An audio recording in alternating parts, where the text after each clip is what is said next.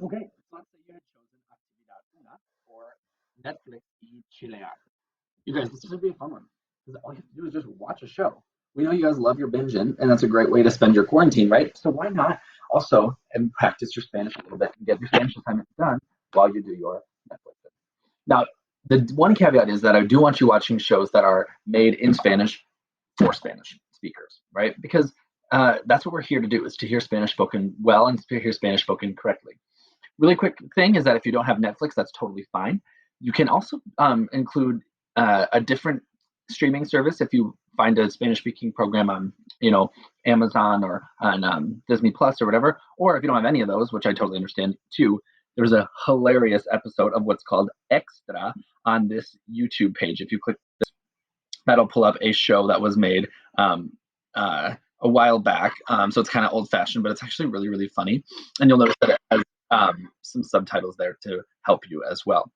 But you just have to watch it and kind of get a little bit out of it. All right. The other option is to go to this link that I have on Netflix. If you have an account, it'll have you log in. But then all of these are Spanish language TV shows. You can click above up here to get to like different movies. But these ones are all TV shows. And look, you could even watch like Nailed It, like the show where they bake and stuff like that. You could watch that, but in Spanish, which is kind of fun. So all of those would be good options for you to kind of just get a little practice with this. Now, right now, just because you're sitting back and just watching a show doesn't mean that you can't still be engaging some language strategies, right? Like you guys, if I have the subtitles on, which I can do by going over here, you obviously have options to change it to English or French or whatever, but let's actually try to keep the subtitles in Spanish, because then you can see how, as I'm watching and I'm listening, I can also see if I recognize any cognates. First of all, programa would be one, or if I can start to see like some different like forms of verbs happening here. Oh, like tratar, crear.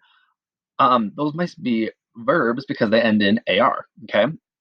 Let's see. Porque solo uno será el ganador de 2,000 pesos. Okay, so we know, or 200,000 pesos. So other language learning strategies would be like, we know what pesos are. We can tell that they're talking about numbers here at this point. And the fact that he's shooting money out of a cannon probably means that they're talking about the prize money that they're going to win. So you can really pick up out of the Spanish that you are learning as you do this, okay? But before you decide that this is the one that you want to do, it's always a good idea to make sure that you see what I'm going to ask you to do with this. And for a lot of these, I'm just going to simply have you do like kind of a paragraph reflection response of what it was like to go through this experience. So it says, after watching either a Netflix show or an episode on YouTube, respond to the following questions in a paragraph reflection response. So start by telling me the name and the show you watched. So let's say I had watched Nailed It, Nailed It Mexico. So I watched Nailed It, Nailed It Mexico. Okay. And so that was what I was doing. And as I was doing that, then it says that I've got to use these guiding questions and choose 3 of them to incorporate into my paragraph response.